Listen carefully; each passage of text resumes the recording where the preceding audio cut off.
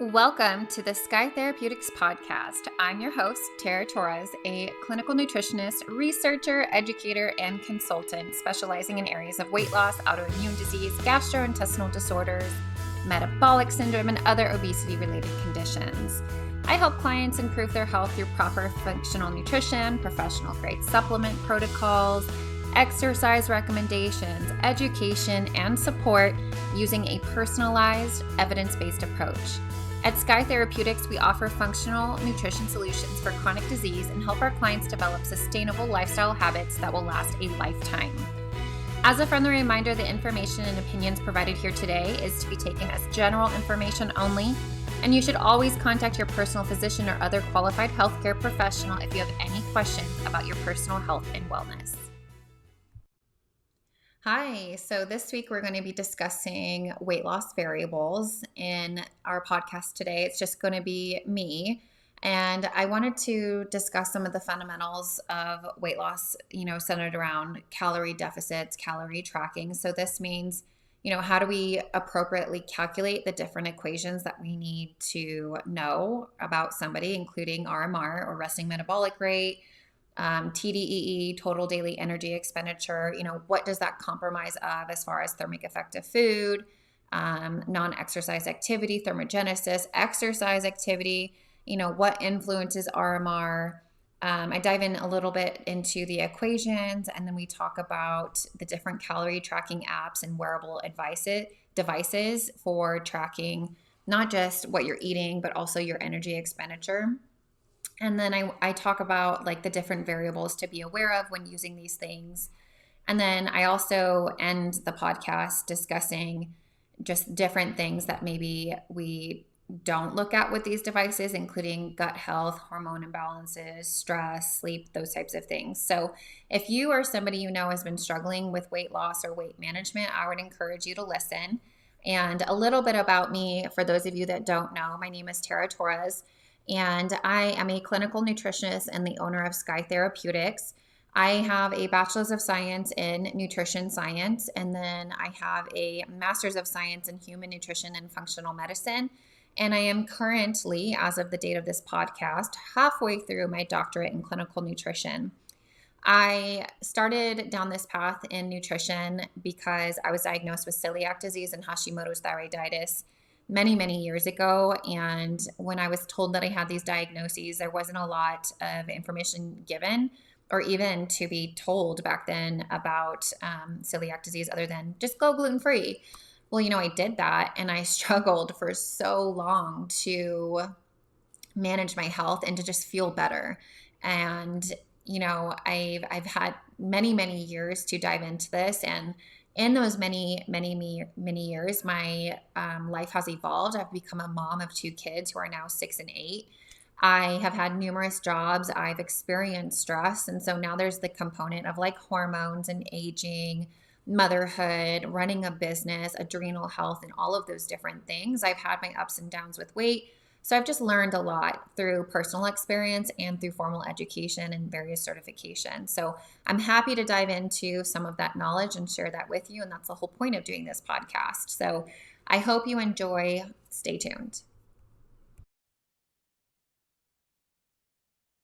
Hi, everyone. Thank you for joining me today, where I'm going to be discussing all of the different variables we look at when addressing somebody's weight loss. A lot of times I'll get clients who will come to me because they've grown frustrated with their weight loss attempts. So, they come to me to get my expert opinion, given my background. And so I just wanted to highlight some of the fundamentals of weight loss, including how we calculate a person's caloric needs, as well as other factors to take into consideration. So what I believe to be the fundamentals of weight loss revolve around creating a calorie deficit, which means burning more calories than you consume. We can do that one of 2 ways: by either increasing the amount of calories we burn through activity and or consuming less calories. In order to do that, we need to have a basic understanding of what, a person's calorie burn and intake is, in other words, a baseline. So let's start with discussing some of the calorie equations we look at to estimate how a person may burn calories or need calories. And so the first equation that we're going to look at is RMR. RMR stands for resting metabolic rate, and it represents the number of calories your body needs to maintain basic physiological functions while at rest. In other words, it's the amount of energy your body requires to carry out essential functions like breathing, blood circulation, maintaining body temperature, and supporting cell growth and repair while you're in a completely rested and fasting state, aka sleeping. Mars accounts for the largest portion of your total daily energy expenditure, so TDEE, which is the total number of calories your body needs in a day. The other components of TDEE include the thermic effect of food, or TEF, the calories burned during the digestion and absorption of food. This typically accounts for maybe 10% of total daily energy expenditure. And then we're also going to see non-exercise activity thermogenesis, or NEAT. These are the calories burned through all non-exercise related activities like standing, walking, and just fidgeting. And then we're going to also see exercise activity in this number. And so this is the calories burned during formal exercise, such as running, weightlifting, or cycling. Now, your RMR is influenced by several factors, including your body composition. And so, the basic understanding of this is that muscle tissue requires more energy, aka calories, to maintain than fat tissue. Therefore, individuals with a higher proportion of muscle mass tend to have higher resting metabolic rates. So think of like those big jacked bodybuilders and how big they are and how much food they eat. They're eating thousands and thousands of calories to maintain that muscle tissue and their heavy workouts. And then age is going to play a factor. So your resting metabolic rate generally decreases with age, and this is mainly due to a natural loss of muscle mass and changes in hormone levels. We're also going to see gender influence this. On average, men tend to have a higher resting metabolic rate than women because they typically have more muscle mass and lower body fat percentages. And then also genetics play a factor in resting metabolic rate. Now, calculating your resting metabolic rate is typically done using equations like the Harris-Benedict equation or the Mifflin-St. Jeor equation. Once you know your resting metabolic rate, you can estimate your total daily calorie needs by factoring in your activity level, giving you a better understanding of how many calories you should consume to maintain your current weight or reach your weight loss goals or weight gain. There are actually several equations and formulas that can be used to estimate calorie needs, or you can just use a device. We'll talk about that later, or an app. These equations provide estimates and are not precise. And I think that's one of the things that I wanted to highlight here is that these are estimates and not precise. And of course, there's going to be individual factors such as metabolism and activity level, which are going to vary from individual to individual. So the Harris-Benedict equation is commonly used and it's gender specific. So there's a different equation for men and for women, but basically once you calculate your basal metabolic rate, you can multiply it by an activity factor to estimate your total daily energy expenditure. So remember that TDEE. Common activity factors include 1.2 for sedentary people, 1.375 for lightly active, 1.55 for moderately active, and so on until it goes through very active and extremely active. So basically your total daily energy expenditure is going to be your BMR times your activity factor. And that's how many calories you need. Now, if you're trying to lose weight, you would then want to do subtract and be in a calorie deficit, right? Some other equations that are commonly used are the Mifflin-St. Jeor, which again is gender specific. And then there's the Catch-McCardle equation, which is not gender specific and therefore just less accurate in my opinion. And then there's the Harris-Benedict Mifflin-St. Jeor hybrid equation, where basically people, do both equations, divide by 2 to just make it that much more accurate. Now, again, I wanted to estimate once you understand what the total daily energy expenditure is, you can then subtract a certain amount of calories to put yourself into a deficit. And that just depends on, so many different factors. Typically, we can subtract a couple hundred calories. I've seen also 500 to 1,000 calories. It just depends how much weight needs to be lost and how active they are, what they're eating, those types of variables. Now, let's talk about calorie tracking apps and how accurate those are. because a lot of these calorie apps will do that equation for you. And then they just kind of throw out some macros to you. And then, people start tracking, but there's a lot of different variables that go into that. Now, calorie tracking apps can be a very valuable tool for monitoring your food intake and managing your calorie consumption. However, their accuracy depends on a lot of different factors and should be used with a degree of caution. I think at the end of the day, they're a tool. And if you're using the tool correctly and taking into consideration the different variables, it can be very helpful. So here are some helpful consideration when you're considering using a tracking app. So number one is the food database quality.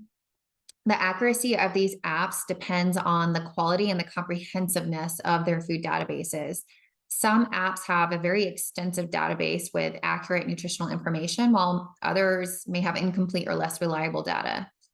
Inaccurate entries can lead to inaccurate calorie estimates. So, there are some well-established apps that have been around for the better part of a decade or so.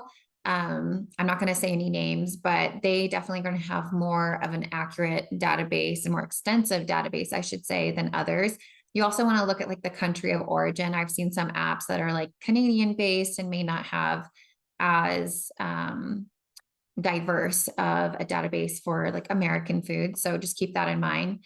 And then we also want to look at user input. So many calorie tracking apps rely on user input to record the foods consumed. And this means that the users must accurately enter the type and the quantity of food they've eaten, and mistakes or inaccuracies in data entry can lead to incorrect calorie counts. And this is something I highlight with my personal app that I use and I have my clients use is be cautious of what you're selecting. And if you can, always scan a barcode. These days, most of these advanced apps are going to give you the ability to just scan a barcode, which is going to improve the accuracy compared to you just manually checking some random chicken breast, so many grams.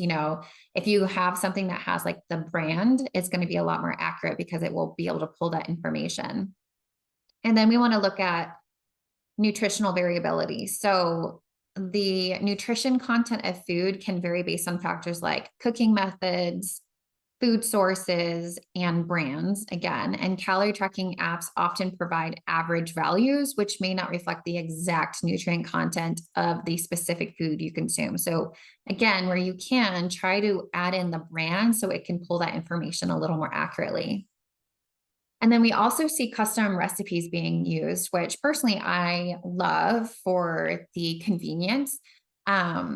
If I have a client who has created like a smoothie recipe, for example, that they love and they tend to be a creature of habit and they use it every single morning, or maybe they have their favorite lentil spaghetti that they make every week for their family, building that recipe and how they customize it and having it there available just makes it so much easier to just click and add versus having to manually input all 5, 10 ingredients or whatever it is. So apps that allow users to create custom recipes or meals can introduce an additional variability and potential inaccuracies if users don't input the ingredients and the quantities correctly. I see it as a great, easy tool. But again, there is that need to just make sure you're extra diligent in putting in the correct serving size and the correct brands.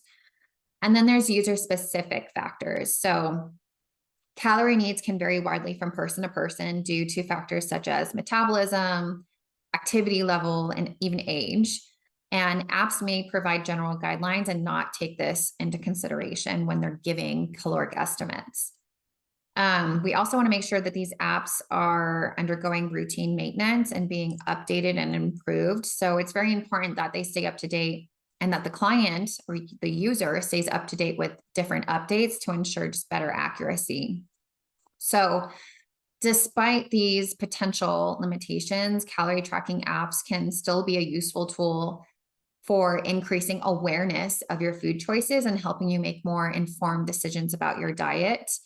Personally, this is where I started. I am now in my final year of a doctorate in clinical nutrition, but long before I even started my bachelor's degree in nutrition science, I was diagnosed with celiac disease, and I went down this rabbit hole of nutrition and figuring out what I was going to eat. Well, just downloading an app, it helped me to kind of reel in the calories and understand what calories are, how much I needed, what that kind of looked like for me. And then it also helped me better identify, what is a protein, what is a carb, what is a fat. you know, I think most people understand that protein in general, they think meat. I think where I see some confusion is in things like nuts. I think that nuts get talked up a lot for having a lot of protein and being high protein, when in fact they still have more fat than they do protein. So I wouldn't necessarily call it a high protein item, but I would say it's a healthy fat. And yes, it does have protein. So that makes it even better. And so just, these are the little things that I started to pick up on as I started scanning and weighing and measuring things and just kind of teaching myself what those differences are. So just make sure you choose a reputable app with a comprehensive food database. Make sure you're double checking your entries for accuracy when adding your food to your log. If you're weighing in a US measuring system, you don't want to be tracking in a metric system. Make sure you're using a food scale to measure portions whenever possible. Make sure you're using measuring cups, tablespoons, and things like that, because again, that's just going to improve the accuracy of your tracking. It's also going to train your eyeballs. So I always tell people sometimes can get a little apprehensive at the amount of work it takes to do all of that. And yes, I'll admit it takes a little extra time to weigh things out and measure them and then track them. And what I want to say is that it's not forever. It's a teaching method. And once you start to get your feet underneath you and start to understand what these portion sizes look like, again, what a protein, a carb, and a fat look like, you'll eventually have that ability to dine out or travel or just meal prep a little bit faster and get through that process a lot, because you will get faster the more you practice this and the more you learn. With that being said, I also want to give my little secret in meal tracking apps. Don't wait until the day of or as you're sitting down eating or after to put these things in. What I recommend, for me, I like to sit there at nighttime. I'm thinking, what am I packing my kids for lunch tomorrow? What am I making us all for breakfast? What am I planning for dinner?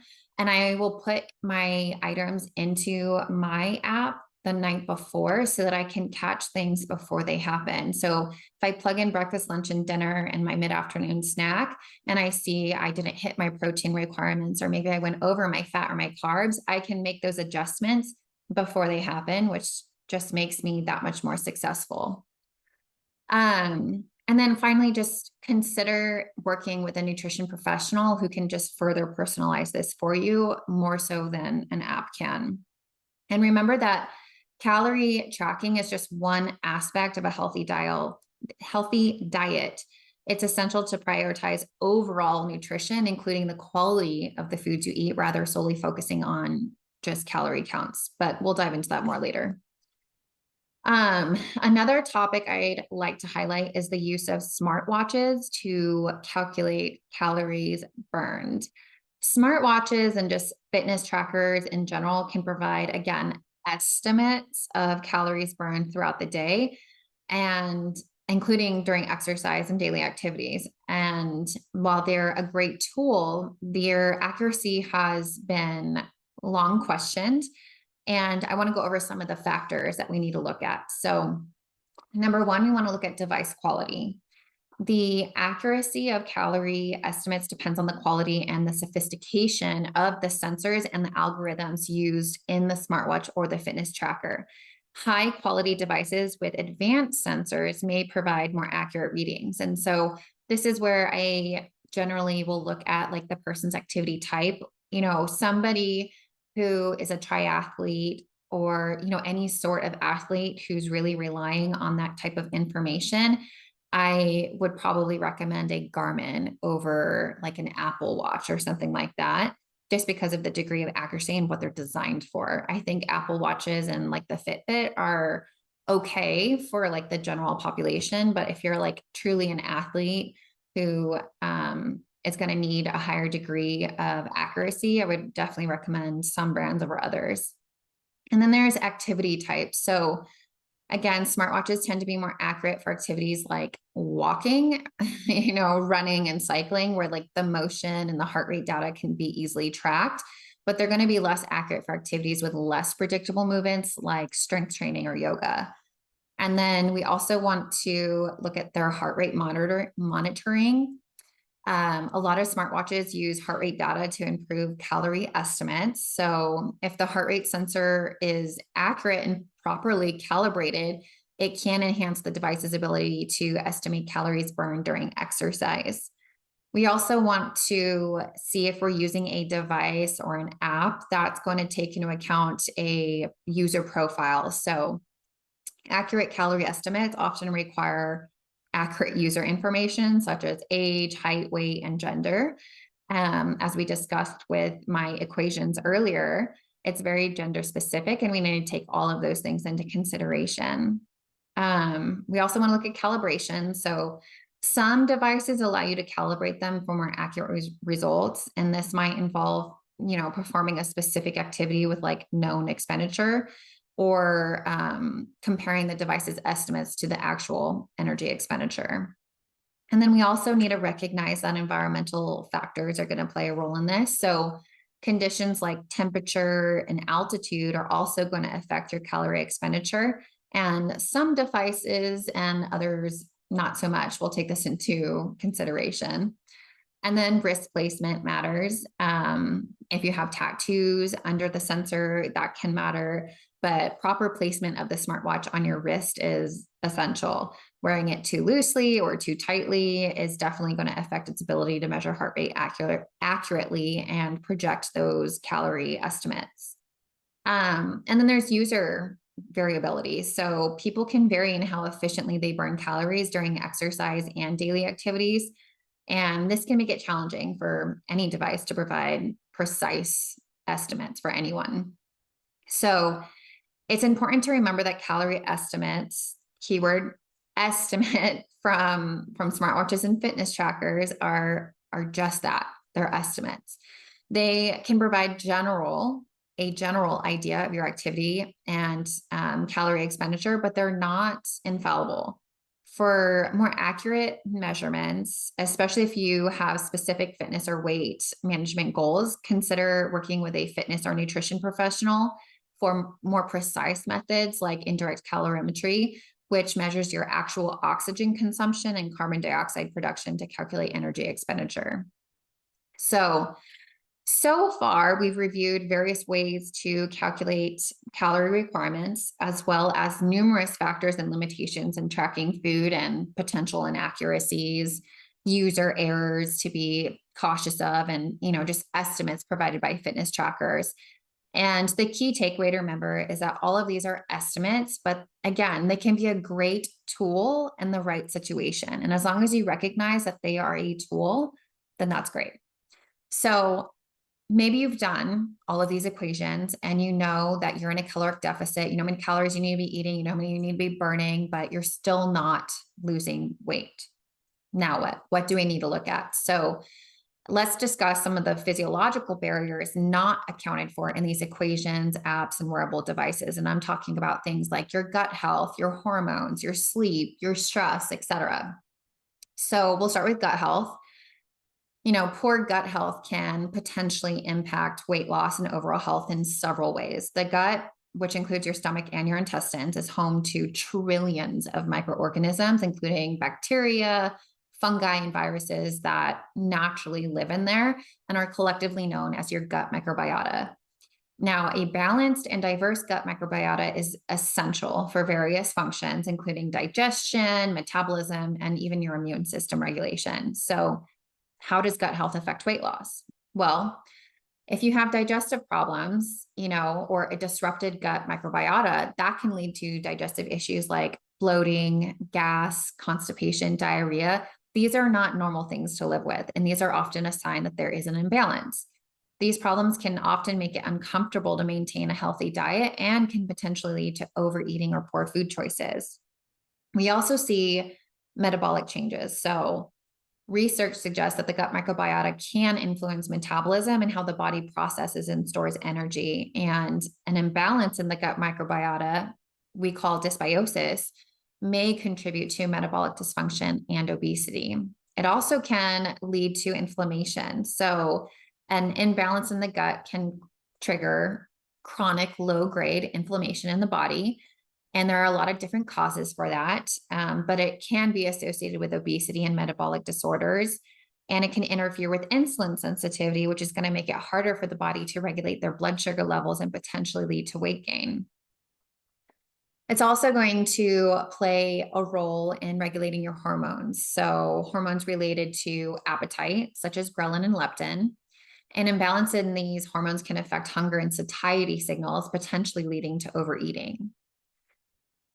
A healthy gut is also essential for the absorption of nutrients from food, right? So poor gut health can hinder the absorption of not just your food, but the nutrients within your food, which can lead to nutritional deficiencies, which is also going to affect your metabolism and weight. And then, of course, just in general, it's going to affect your cravings and food choices. So an unhealthy microbiota can promote cravings. If we have a yeast overgrowth, we'll often see a craving for sugars and carbs. We also know that certain bacteria are associated with better weight, like Akkermansia, and that's something that we can often see on a stool test. And then we also know that stress and mood are going to play a role and be affected, by gut health. So we have what's called the gut-brain connection, known as the gut-brain axis. And this is a bidirectional communication system between the gut and the brain. And poor gut health can contribute to stress and mood disturbances like anxiety and depression has been well connected in numerous studies, which can lead to emotional eating and hinder weight loss efforts.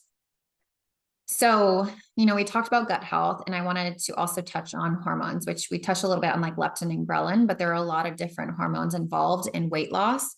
And an imbalance can significantly impact our efforts to achieve or maintain a healthy weight. So several hormones are involved in metabolism, appetite, and fat storage. And when these become out of balance, that's where we see weight-related issues. So let's look at insulin. So insulin is a hormone produced by the pancreas that regulates blood sugar levels, and insulin resistance is a condition where the cells become less responsive to insulin. It's associated with weight gain and obesity, and it can lead to increased fat storage and difficulty using stored fat for energy, which makes it harder to lose weight.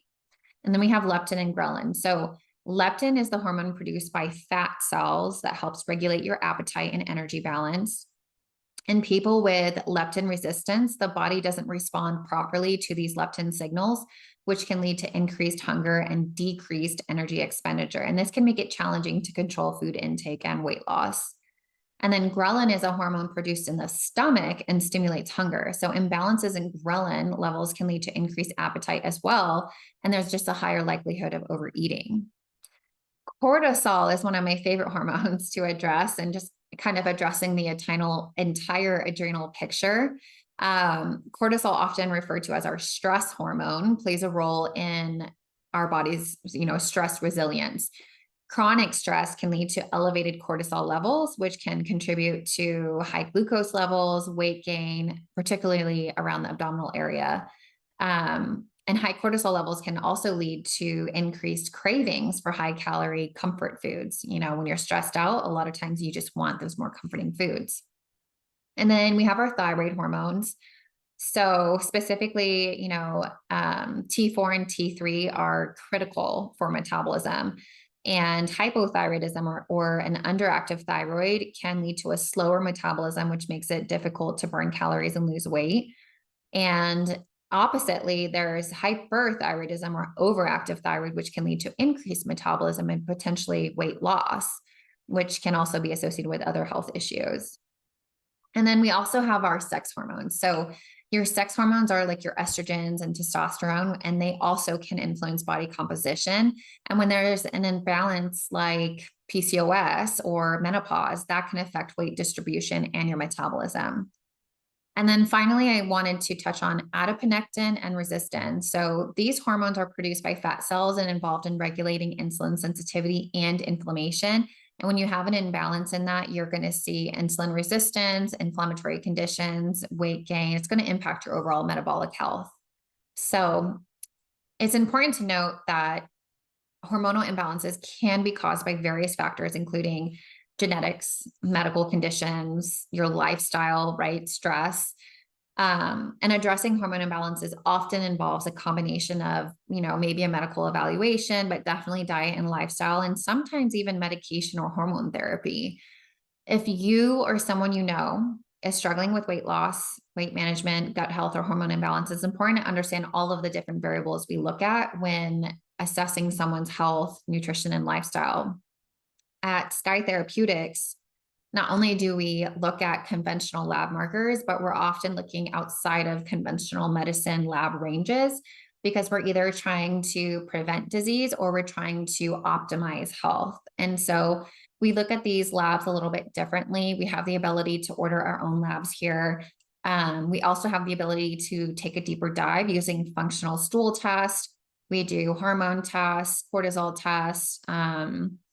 We can look at sex hormones and cortisol. We can also do genetic tests, food sensitivities, just to name a few. So there's a lot that goes into weight, and it's not just calories in, calories out. It's, you're so much more than just a calorie, right? I think everybody is different. Our genetics can play a role in whether or not we are more of a complex carbohydrate person or a fat person. If you have any comorbidities, if you have any imbalances, like these are all things to take into consideration, and that can be pretty hard to figure out. And so working with a nutrition professional who can take that deeper dive or maybe just kind of step back and look at everything as a whole, work collaboratively with your physician care team. And most importantly, you guys can work together to come up with a more effective plan. So if you or someone you know is struggling with weight management or maybe a hormone imbalance or a gut imbalance, something like that, I would encourage you to reach out.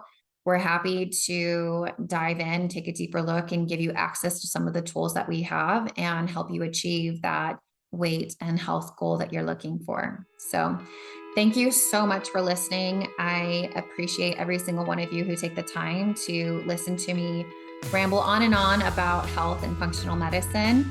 And if you ever have any suggestions, please feel free to reach out and let us know. And we're happy to bring on guests to address these different topics. And we look forward to talking to you next time. Thanks. Thank you for listening to the Sky Therapeutics podcast with your host, that's me, Tara Torres.